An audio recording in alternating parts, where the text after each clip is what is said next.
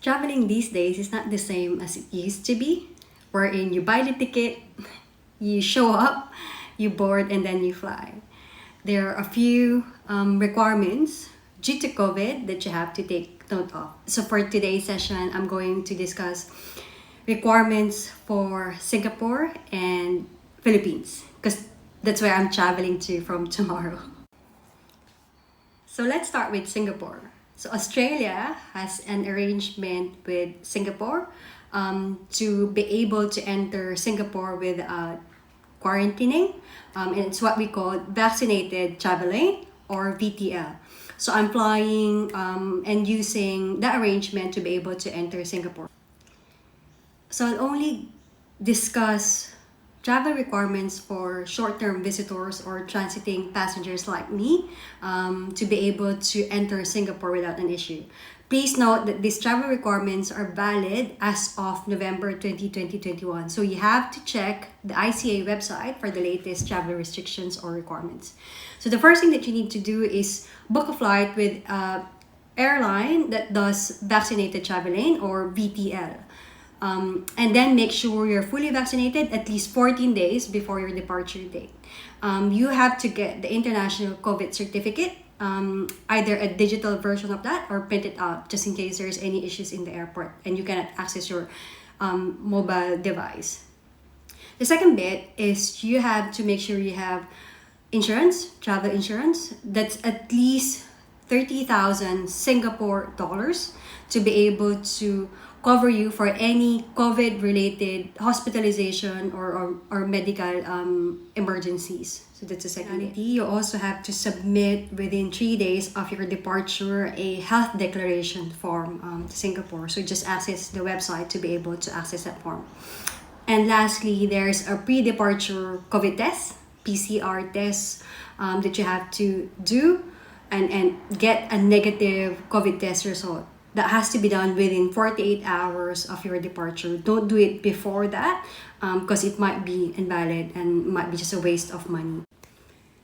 And lastly, when you arrive in Singapore and you're exiting, as a short-term visitor, you also have to have a test on arrival. So I think you can prepay that, but just check the website for your reference.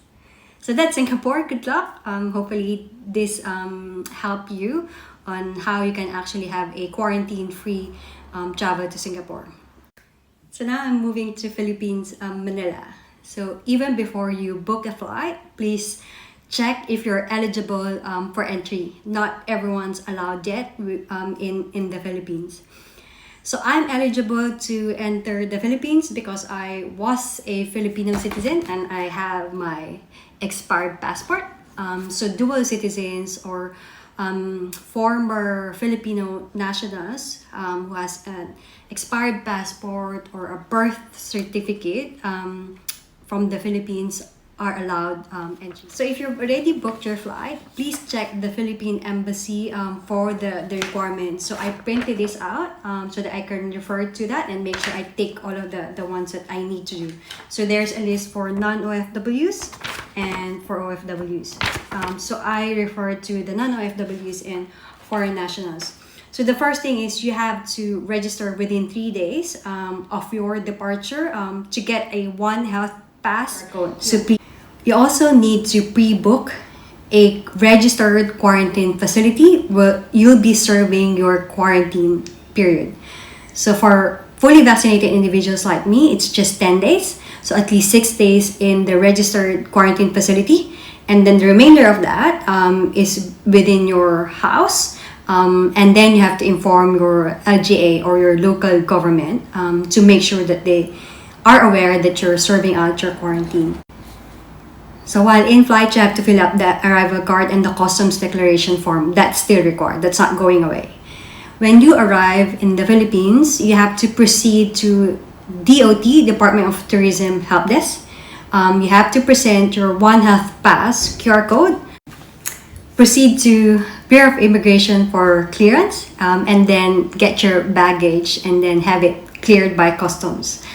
Then find your arranged transport to your hotel, and once you arrive in your hotel, present your OHP QR code. and then you can start serving out your quarantine. I'm here in the airport. Queuing now to check in. As you can see. Oh my gosh. I'm doing this. Wet weather, traveling during wet weather. Look at that. It's empty, the airport's empty.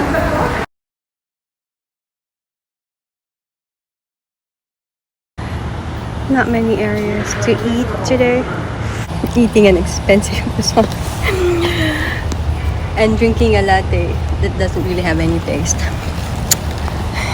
I missed that in the airport, so I'm doing that now. So I'm transiting here in Singapore and I have 21 hours of layover. So I'll just stay here and sleep for a bit and rest.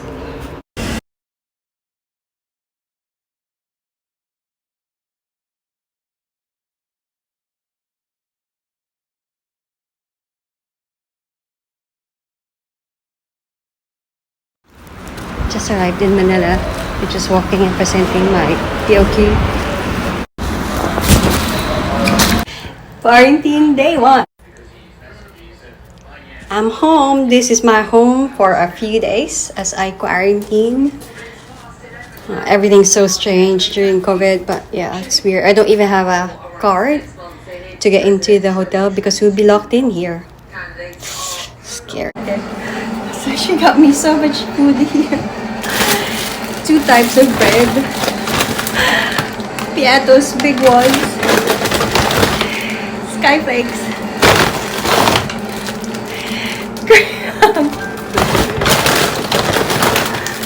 Milo. A huge pack of Nestle. Stick up. Cheese whiz. Love it. That I asked for queso. She got me eat it. But yeah. It's like she's so scared that I'm going to get hungry here during quarantine. She's amazing. It's my 3rd day of quarantine here. It's not been so bad. Been so productive. Just eat and rest. Eat and rest. I would recommend my hotel, which is Somerset. It's really good. The staff, they're very accommodating, and the room is really huge, so I can actually work out today, and I'll probably do that just to do something different.